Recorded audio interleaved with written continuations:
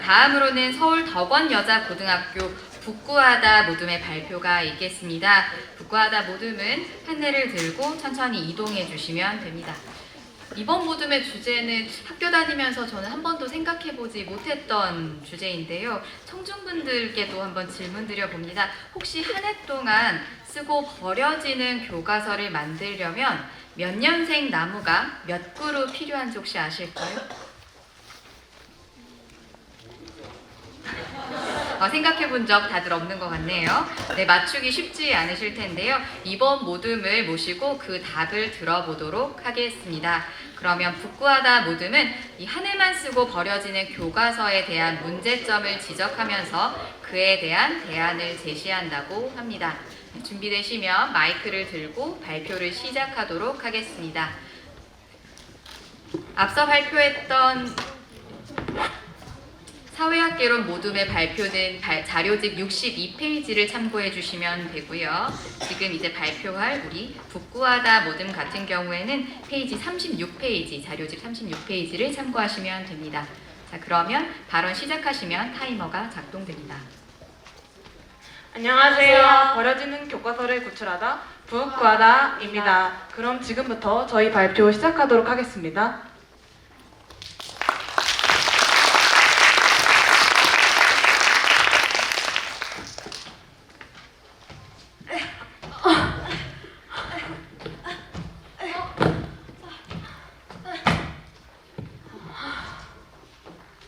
와, 아니 1년이 벌써 지났어. 그니까 우리 이제 고3이야. 진짜 어떡하냐 진짜. 아 근데 우리 이 책들은 한 번도 안 쓰고 버리는 거야? 그러네. 그럼 매년 이 수많은 책들이 버려지는 거네. 자원 낭비가 너무 심한 것 같은데. 방법이 없나?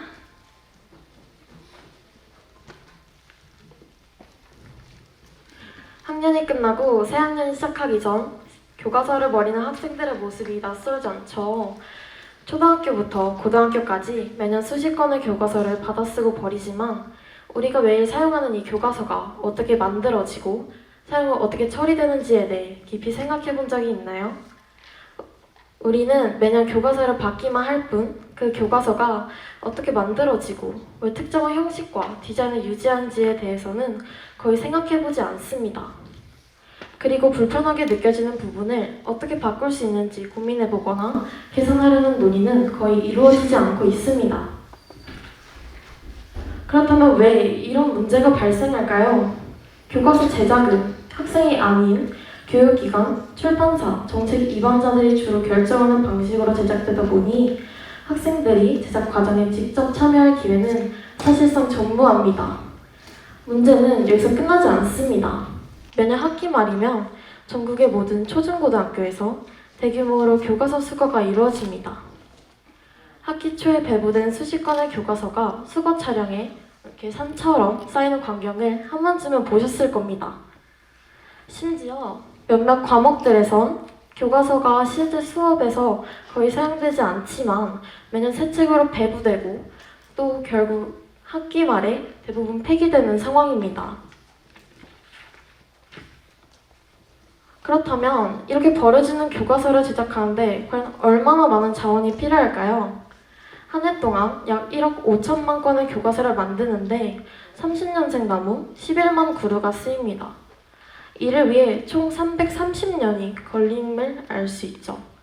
한국제지협회에 따르면 우리나라 국민 1인당 연간 종이 사용량은 약 167.6kg으로 세계 평균의 3배에 달합니다. 이렇게 많은 종이 소비는 나무 벌목과 연결되어 지구 온난화를 가속화시키게 됩니다. 우리 사회는 지속가능한 발전을 위해 자원 절약과 환경 보호에 많은 노력을 기울이고 있습니다. 텀블러 사용을 권장하고 이면지를 사용하는 것 같은 이런 작은 실천들이 그에 해당하죠. 학교에서도 매년 환경 보호와 재활용의 중요성을 강조하고 있습니다. 그러나 교과서 문제만큼은 이런 노력에서 소외되고 있는 듯합니다. 고급 용지로 인쇄된 교과서를 한 학기나 한 학년만 사용하고 버리는 것은 우리가 추구하는 녹색 성장과 자원 절약이라는 방향과 역행하는 일이 아닐까요?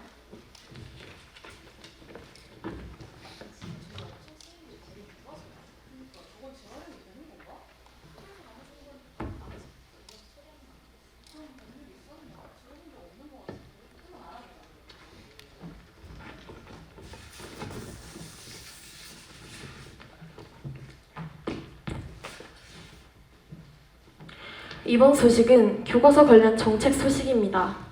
제15회 사회참여 발표대회를 준비하던 북구하다 팀은 학교에서 사용되는 교과서가 버려지는 과정을 보며 교과서 관련 정책을 조사해 보았다고 합니다. 그 결과 현재 교과서 제작과 폐기에 대한 법률 및 규정이 부재하며 교과서에 관한 부서나 정책도 부족하다는 점을 밝혔습니다.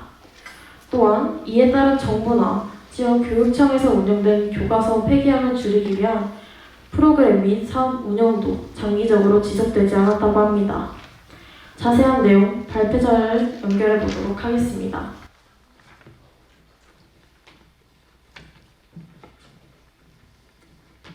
대량으로 버려지는 교과서를 학교에서 어떻게 처분하는지 궁금해 학교 행정실에 문의해본 결과 그냥 일반 쓰레기처럼 분류되어 재활용 혹은 폐기 절차 없이 바로 소각장에 버린다는 답변을 받았습니다. 이에 저희는 교과서 폐기 처분과 관련된 정책이나 법률이 제정되어 있는지 확인해 보았습니다. 현행 법률인 폐기물관리법 시행령 제7조, 법 제13조 제1항 본문에 따른 폐기물의 처리 기준 및 방법에서는 교과서와 같은 대량으로 사용되는 교육용 도서의 처분과 관련된 구체적인 기준을 직접적으로 명시하지 않고 있습니다. 대한민국의 교과서 제작은 한국거민정교과서협회의 주관으로 이루어지고 있습니다. 검정제의 특성상 국가가 교과서 제작에 간접적으로 관여하지만 교과서에 대한 부서나 정책이 부족한 상황입니다. 교과서를 제작하는 체계는 기본적으로 잘 잡혀 있지만 교과서를 효율적으로 배부하고 수거, 처리하는 과정에는 어떤 체계도 관심도 부재한 상태입니다. 몇몇 학교에서는 교과서 물려주기 프로그램을 운영해 교과서 낭비를 줄일 수 있다는 기대를 불러일으켰습니다. 하지만 예상과 다르게 56.3%가 도움이 되지 않는다라고 답했습니다. 이 대답을 한 학생 중에는 이미 다른 사람에 의해 필기가 되어 있는 교과서를 공부하는 데에는 어려움이 있다. 실제로 시행이 되는 것을 본 적이 없다라고 답했습니다. 이는 정부가 성급하게 목표만 제시한 채 실제 10대 청소년의 실제 상황을 고려하지 않아 괴리가 생겼다고 볼 수 있습니다. 교과서 재활용과 관련된 정책으로는 경기도 교육청과 서울시 교육청에서 우리 민족 서로 돕기 운동과 업무 여백을 체결해 헌 교과서 수거를 통한 한민족 어린이 지원 사업을 운영하였습니다. 이 사업을 통해 헌 교과서를 활용할 수 있을 거라 예상된 것과 달리 우리 민족 서로 돕기 운동에서의 경과 및 계획을 살펴보면 2011년부터 시작되어 2016년까지만 운영되었습니다. 이는 세부 실행 계획이 모호하고 지원 기준이 부족하여 더 이상 운영되지 않게 되었습니다. 새로운 시대에 맞춰 정부는 다가오는 2022 개정 교육과정에서 디지털 교과서를 추진 중입니다. 하지만 AI 디지털 교과서는 SNS나 기사에서 디지털 교과서 전환을 우려하는 목소리도 심심치 않게 찾아볼 수 있었는데 설문조사를 실시한 결과 정부의 기대와는 달리 교과서를 실제로 사용하는 학생들의 선호도는 종이 교과서가 72.8%로 온라인 교과서보다 압도적으로 높았습니다.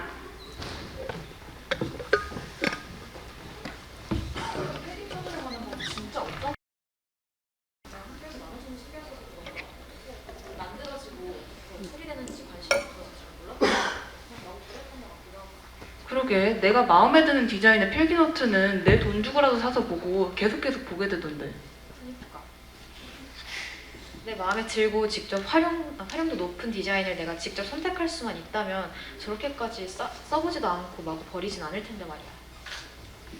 그래서 저희 북구하다 팀은 버려지는 교과서를 구출하는 방법으로 3가지 공공정책을 제시하려 합니다. 먼저 첫 번째는 교과서 대여제의 도입입니다. 교과서 대여제란 학생들에게 교과서를 빌려주어 일정 기간 사용한 후 반납하게 하는 것입니다.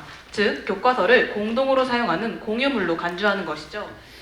미국과 영국에서는 교과서를 1년 동안 대여한 후 반납하는 제도로 자원을 절약하고 있습니다.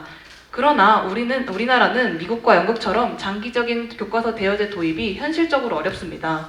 내 책, 내 교과서와 같이 도서의 사유화 개념에 익숙한 한국 학생들에게 적용이 어렵고 전 과목 교과서를 체계적으로 관리하고 유지, 보수하는 데 어려움이 있을 수 있습니다.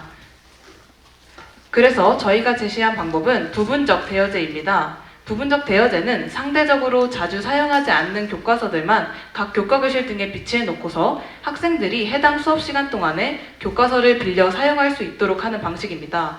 앞서 언급했던 교과서 사용 현황에 따르면 100여 명의 학생 중 음악은 57.3%, 미술은 90.3%, 체육은 무려 99%의 학생이 1년에 3회 이하로 사용하였습니다.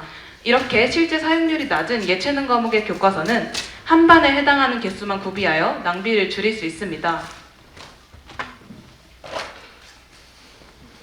두 번째로 저희는 교과서 제작 과정에서 학생들의 의견이 배제되고 있다는 문제에 대한 해결책으로 대항 교과서를 제안합니다.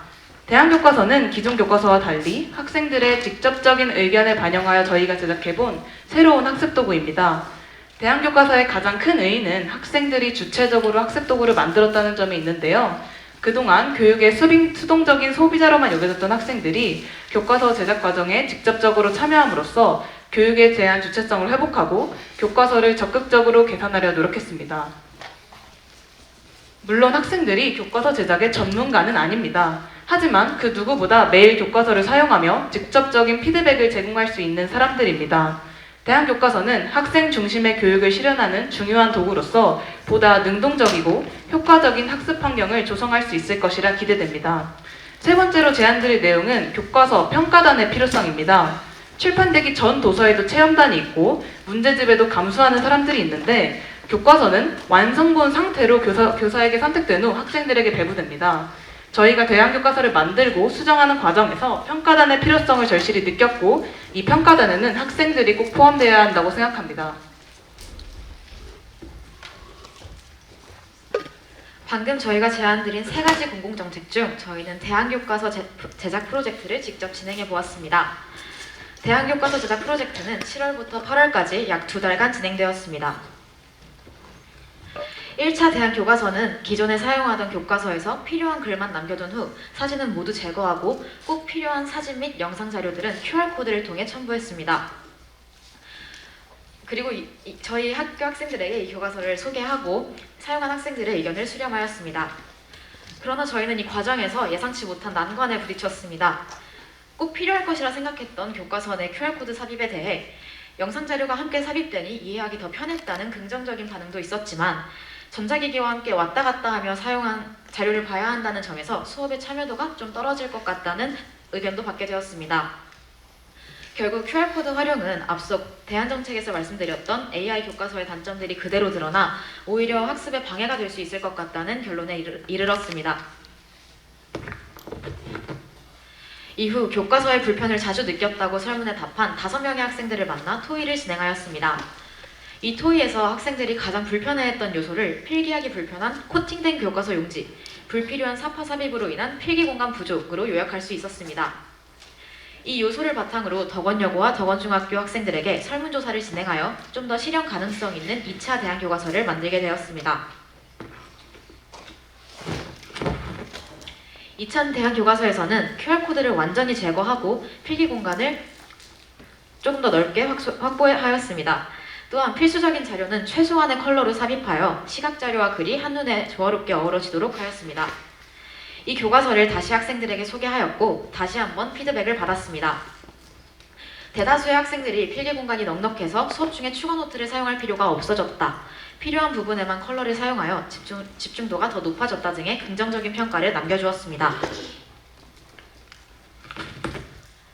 대항교과서를 제작하는 과정에서 저희는 학생들이 쓰고 간직하며 학습할 수 있는 교과서를 생각해 볼 수 있게 되었고 그 결과를 바탕으로 출판사 2곳과 지역 국회의원 그리고 교육부 민원, 청원에 대항교과서에 대한 내용과 학습자가 참여할 수 있는 교과서 제작과 관련된 의견을 묻는 글을 보냈습니다.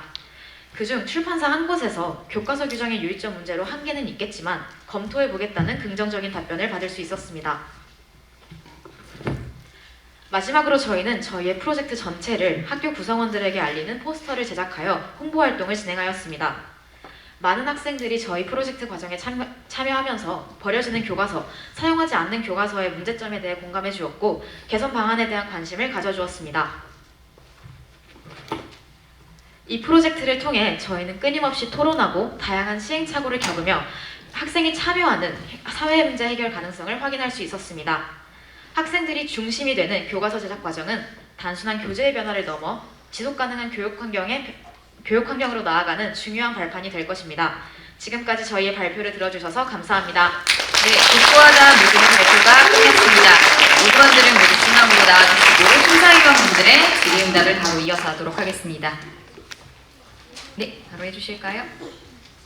네, 발표 잘 들었습니다. 제가 만약에 교육부에서 교과서 담당자가 된다면 꼭 시행하고 싶은 정책이라는 생각이 들었고요. 질문은 다음과 같습니다. 대학 교과서를 제작하는 과정에서 불필요한 사파를 삭제를 하셨습니다. 근데 해당 사파 같은 경우에는 여러 전문가나 교수님들이 고려하셔서 넣은 사파일 텐데 어떤 기준으로 사파를 삭제하셨는지 궁금합니다.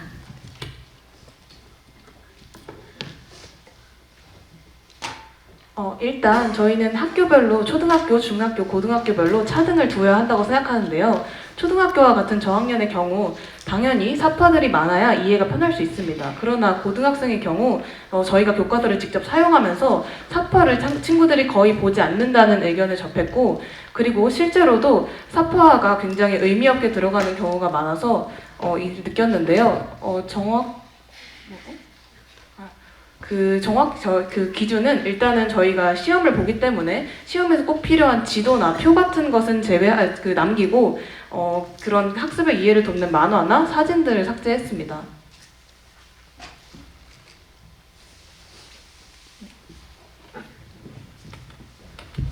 네, 그 소품으로 교과서 가져오셨는데 굉장히 무거웠을 텐데 그렇고요. 네, 제 질문은 그 부분적 대여제 아이디어 굉장히 좋다는 생각이 들었는데 그것을 정책적으로 좀 제한하려는 그런 활동은 좀 보이지 않았던 것 같아요. 그런 활동을 하지 않으셨는지 혹은 하지 않으셨다면 이유는 무엇인지 궁금합니다. 연지 학생이 대답해 주세요. 이제 부분적 대여제는 한 반에다가 필요한 교과서만 이렇게 두고 하는 거였는데 저희가 이제 교과서 반을 빌려서 한 반을 빌려서 하는 것 자체가 이제 저희로서는 조금 어려움이 있었고 그래서 시행으로 옮기지는 못했습니다. 하지만 그래도 이제 한 반으로 옮기고 이제 교과서 이런 거를 좀 줄이고 그렇게 수량을 줄인다면 그래도 좀 재활용이나 그런 거가 되지 않을까 싶어서 그렇게 제안을 했던 거였습니다. 네, 혹시 추가 질의하실 심사위원분 계실까요? 네. 교과서뿐만 아니라 교사용 지도서도 매년 몇 줄만 추가돼도 다 바뀌거든요. 그래서 전적으로 공감합니다. 근데 제목이 이제 한 해만 쓰고 버려지는 교과서를 살려내기 위한 대안 교과서인데 이 대안 교과서도 혹시 한 해만 쓰고 버려지는 게 아닌가 하는 생각이 듭니다. 저희가 가장 문제점을 가졌던 부분은 교과서가 존재함에도 불구하고 이런 부교재나 프린트 같은 별도의 첨가물을 사용해야 한다는 점에 제일 문제점을 느꼈습니다. 그래서 교과서 자체를 보완해서 교과서 한 권만으로도 1년 동안 잘 수업할 수 있도록 하는 것에 제일 방점을 두고 제작하였습니다. 네, 그럼 이걸로 복구하다 모든 수고 많으셨습니다.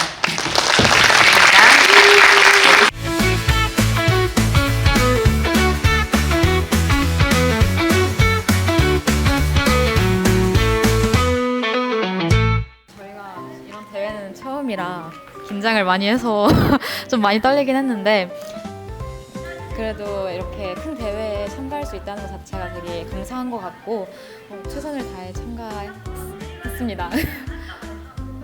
참여하는 과정에서도 친구들과 더 돈독해질 수 있었고 선생님과 의사소통도 많이 하고 여러 자료들을 찾아보면서 이런 쪽에 더 관심이 많이 생겼던 것 같습니다. 저희 팀이 준비한 발표 주제가 교과서에 관한 건데 저희도 미처 생각지도 못했던 주제에 대해서 더 자세히 알아볼 수 있어서 좋았고, 그리고 다른 타 학교의 학생들이 어떻게 생각하는지에 대해서도 알 수 있어서 좋았습니다. 같이 활동하는 동안 말도 털도 많았고 진짜 많은 일이 있었는데 그래도 끝까지 이렇게 함께 와줘서 고맙고 발표까지 잘 해낸 것 같아요. 너무 고맙다 진짜. 과장 화이팅! 청소년들이 이렇게 사회 문제에 관심을 갖고 이제 해결할 방법에 대해서 같이 고민을 하고 그거를 실제로 실행해 가는 과정 자체가 청소년들이 이 사회의 주인이 되는 같은 느낌이 들어서 굉장히 좀 아이들과 함께하는 과정 자체가 즐거운 경험이 되었습니다. 봄부터 지금까지 긴 과정을 같이 함께 했는데요. 아이들도 아이들이지만 이제 준비하는 과정에서 저희가 아이들에게 요구하는 바가 많았기 때문에 아이들이 좀 힘들어했던 그런 기억들이 있는데요. 근데 그럼에도 불구하고 이 문제, 사회의 문제에 대해서 해결을 같이 해나간다는 목표의식을 갖고 열심히 참여해 주셔서 너무너무 고맙고 또 아이들이 또 이 과정을 통해서 한 단계 성장하는 그런 발판이 되기를 정말 바랍니다. 너무 수고 많이 했습니다. 감사합니다.